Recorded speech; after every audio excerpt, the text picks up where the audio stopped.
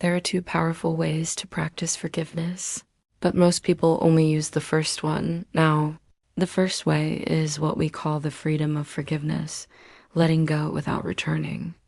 And that's when we choose to forgive someone who has wronged us, hurt us, offended us, and then we let it go. We don't hold on to any resentment or anger or bitterness. We don't keep tallying up the times they did this or they said that. We just say, you know what, I forgive you. That is an incredibly powerful thing to do. You literally disarm the other person by forgiving them because they expect you to be angry. They expect you to be bitter. They expect you to be resentful. And you surprise them with your magnanimity and your generosity of spirit by saying, I forgive you. Now, in that moment, you may feel a sense of relief, a lightness in your chest. But over time, if you don't continue to feed that forgiveness, it can harden into something very unhealthy. And so the second way of practicing forgiveness is what we call forgiving from a distance. Forgiving from a distance means that we love ourselves first. It means that we maintain healthy boundaries around disrespect or mistreatment. So what does that look like?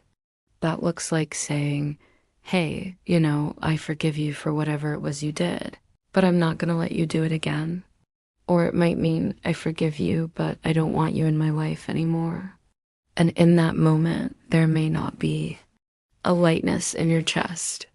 In fact, there may not be any particular feeling at all because you've created such a healthy boundary around what is acceptable to you that when someone crosses that boundary, you simply and calmly remove yourself from the relationship. Forgiving from a distance is not easy. In fact, it's much more difficult to forgive from a distance than it is to simply say, I forgive you, and move on. Because forgiving from a distance requires us to set a boundary and then back up that boundary with action. And that takes courage. It takes strength. It takes confidence in ourselves and in our self-worth. And most people aren't willing to do that. But here's the thing. The second way of practicing forgiveness, forgiving from a distance, is actually more biblical. If we look at Jesus, how did he forgive?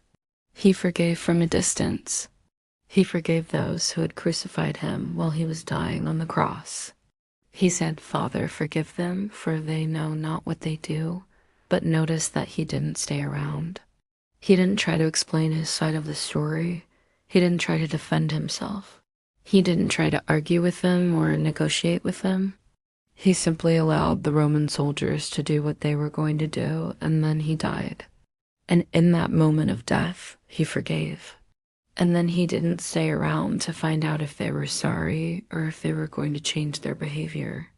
He simply moved on, not because he wasn't generous, not because he wasn't loving, but because he knew that his purpose was to save us, not to try to change the hearts of those who had rejected him. And so, yes, there is power in the freedom of forgiveness, letting go without returning. But there is also power in forgiving from a distance, loving ourselves first.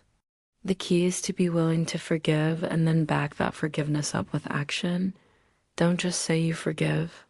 Show them that you mean it by demonstrating that you won't tolerate being treated like a doormat. You won't tolerate being disrespected, that you won't tolerate being put down or belittled or manipulated. And if they do it again, then you're willing to walk away and not just walk away quietly and sadly, but walk away with your head held high, knowing that you have honored yourself and your own sense of worth and value.